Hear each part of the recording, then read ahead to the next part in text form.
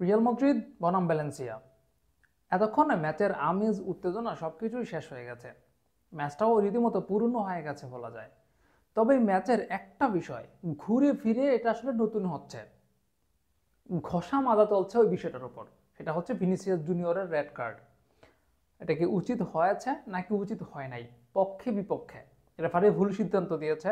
Lionel মেসির প্রসঙ্গ টেনে আনা হচ্ছে। ভিনিসিয়াস জুনিয়র যেই কারণে রেড কার্ডটা দেখেছে, তার আগে কি ঘটেছিল সেসব নিয়ে এই বিষয়টা আসলে ঘষা মাজা চলছে। আর বলা যায় যে নতুন থেকে নতুনতর হচ্ছে। ভিনিসিয়াস জুনিয়র রেড কার্ড দেখেছেন, এটা আসলে আমি ব্যক্তিগতভাবে এই রেড কার্ডের বিরোধিতা করছি না। এটা থেকে ভিনিসিয়াস জুনিয়রের শিকার আছে। ঘটনার ঠিক পূর্বে প্রতিপক্ষ গোলকিপার তাকে উত্তেজিত করার জন্য একটা ধাক্কা দিল। এটা আমরা সবাই দেখেছি ভিনিসিয়াস জুনিয়রকে, যে মানে খুব অল্পতেই সে উত্তেজিত হয়ে যায়। এখন এই বিষয়টা যদি আপনার ওই যে রেসিজমের সঙ্গে তুলনা করেন, এটা কিন্তু সেই রেসিজমের সঙ্গে আপনি তুলনা করতে পারবেন না। মানে রেসিজম এক জিনিস আর মাঠের মধ্যে উত্তেজিত করা সেটা হচ্ছে আরেক জিনিস। আমি এই দুইটা বিষয় একসাথে করব না। যদি সে রেসিজমের কারণে প্রতিবাদ করতে গিয়ে রেড কার্ড দেখতো, আমি সেটাকে অ্যাপ্রিসিয়েট করতাম। কিন্তু এই জায়গাতে সে যে রেড কার্ডটা দেখেছে, এটাকে আমি কোনোভাবেই সমর্থন করব না।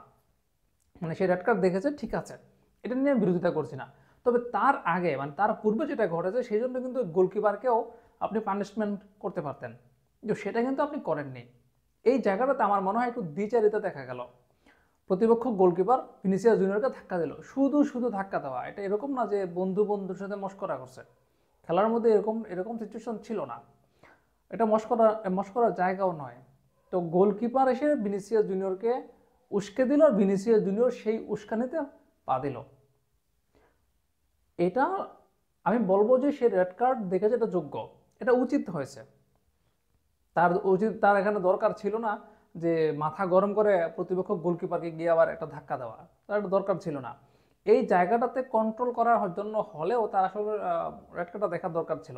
এবার এখানে যে লিওনেল মেসির যে বিষয়টা বলা হচ্ছে, যে লিওনেল মেসি প্রতিপক্ষ মানে বিশেষ করে রেফারির গলার মধ্যে ধরলেও বা রেফারির কলারে ধরলেও মেসি রেড কার্ড দেখে না, কারণ মেসি তো মেসি।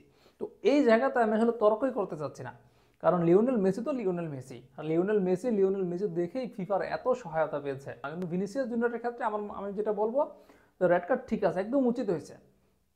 এরপরও যদি তার আচরণ ঠিক না হয়, বিশেষ করে মাঠের ভেতরে আচরণ ঠিক না হয়, সেটা হচ্ছে আসলে দুঃখজনক।